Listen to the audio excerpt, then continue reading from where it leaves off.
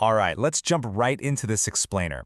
We're untangling the absolute chaos surrounding the Cockroach Janata Party's recent protest in New Delhi. Over the course of just a few weeks, what started as a hunger strike over alleged irregularities in a massive national exam escalated into a full-blown street mobilization right at the doorstep of the Indian Parliament. And as we'll see, the narrative of what actually happened on those streets is heavily contested. We've got a high-stakes standoff here. The facts on the ground, completely disputed between the authorities and the youth. And why should you care? Well, because this isn't just your daily news recap. It's a masterclass in how modern protests actually play out, how information is tightly controlled, and honestly, how two totally different realities can be reported from the exact same physical location. So here's our game plan for today. We'll start with Wangchuk's eviction and the fast, map out the chaos of the Chalo Sansad March itself, unpack those conflicting accounts of the clashes, and finally, look at the core demands and the political fallout. Okay, first up, Wangchuk's eviction and fast. The build-up. You already know the backdrop, right? The massive NEET UG examination controversy. Millions of aspiring medical students, alleged paper leaks, sky-high tensions. Well, let's track how this specific situation boiled over. June 28th, prominent climate activist Sonam Wangchuk and ASA student activists kick off an indefinite hunger strike at Jantar Mantar. Fast forward almost 3 weeks to July 17th, and the CJP officially announces this massive Chalo Sansad March to Parliament.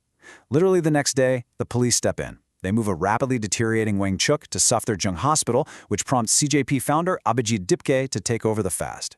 And then we hit July 20th. The day of the march. The ASA activists finally end their 23-day fast just so they can physically join the mobilization. Now think about the physical toll of a 21-day hunger strike. It's brutal. Sonam Wangchuk actually claimed he lost 20% of his total body weight. 20%. The Delhi police said they absolutely had to move him to the hospital for essential medical care. They were following expert advice and strict orders from the Delhi High Court, which was keeping a really close eye on his condition. Wangchuk himself put out a video saying, "Governments have fallen over the price of onions. It is time for this government to listen to the voice of the youth." Which brings us to part 2, the Chalo Sansad March and the absolute chaos in the capital. So it's July 20th. The planned march to Parliament is timed perfectly with day 1 of the monsoon session, and the disruption was massive. Central Delhi practically went into a total lockdown. Heavy security flooded the borders to screen incoming vehicles. Inside the city, the Delhi Metro completely shut down 5 major stations, including massive hubs like Rajiv Chowk and Janpath. Commuters were just totally stranded. Some were literally recorded climbing over barricades just to get out of the stations. And the entry gates to the Parliament premises completely sealed shut. But despite this total lockdown, the protesting students were defiant. They started marching from Mundi House straight towards Jantar Mantar. And the weather was awful. Heavy rains were just lashing New Delhi. But their determination was something else. The CJP posted, "Heavy rains and massive security, but nothing will stop the cockroaches today." And they marched right toward multiple layers of barricades set up in a high-security zone. All right, moving to Section 3, the conflicting accounts of those clashes. 2 completely different realities. So what actually happens when thousands of fired-up protesters hit police barricades? Well, this is where we get 2 entirely different stories.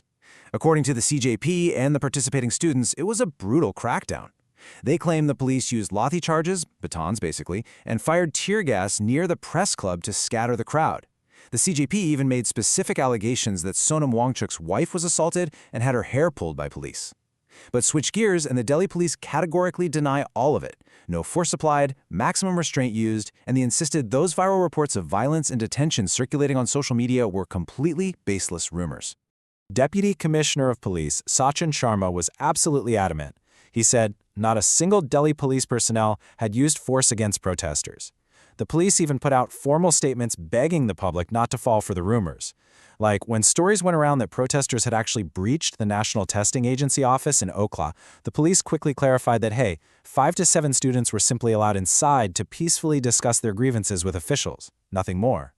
But the students on the ground, they painted a totally different picture.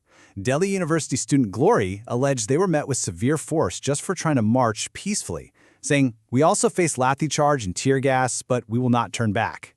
Another student, Sanskriti Kumar, pointed out they were just asking for accountability, nothing impossible. Protesters uploaded videos that supposedly showed the baton charges, and politicians definitely amplified this. Samajwadi Party MP Dimple Yadav echoed the students, claiming they were beaten and calling it a black day for democracy. And that brings us to our final section, the demands and the political fallout.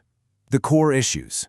If we set the clashes aside for a second, what was the actual endgame of this massive street mobilization? While the protests raged outside, CJP representatives Saurav Das and Ashutosh Renka actually managed to score a meeting. After waiting for 2 hours, they got about 10 minutes face-to-face with Union Minister J.P. Nadda at his residence. They handed over a memorandum with 3 very specific demands. Step 1, immediately release Sonam Wangchuk. Step 2, sack the education minister over the exam leaks. And Step 3, provide 1 crore rupees in compensation to the families of NEET aspirants who tragically took their own lives during the crisis. The CJP said Minister Nadda promised to discuss the demands internally, but gave no immediate commitments. As you'd probably expect, the political fallout was immediate and fierce. Opposition leaders absolutely slammed the police response. AAP leader Arvind Kejriwal accused the government of dropping arrogance to declare war on the youth. Congress's Priyanka Gandhi Vadra demanded to know why tear gas was being fired at kids instead of actually discussing education policy. Even Mallikarjun Kharge brought the whole NEET paper leak and the Jantar Mantar crackdown right onto the floor of Parliament before the session was adjourned. Meanwhile, the ruling BJP stood its ground. BJP MP Kangana Ranaut fired back, arguing that Parliament is the rightful place for debate and an elected government cannot just bow to street disruptions. Her point was that you hold the government accountable through detailed discussion inside the chambers, not by creating chaos and arm-twisting the administration from the streets outside. And following his meeting with the students, Union Minister Nadda formally requested the protesters to end their sit-in and help get things back to normal in a cordial atmosphere. By the end of that chaotic day, the tents at Jantar Mantar were dismantled. The streets were cleared. But the massive question mark over the integrity of India's education and examination system, that is still very much there. So, we want to leave you with this final thought to ponder. As the dust settles in New Delhi, has this movement actually been silenced, or is it literally just getting started? Thanks for hanging out with us for this explainer, and we will catch you in the next one.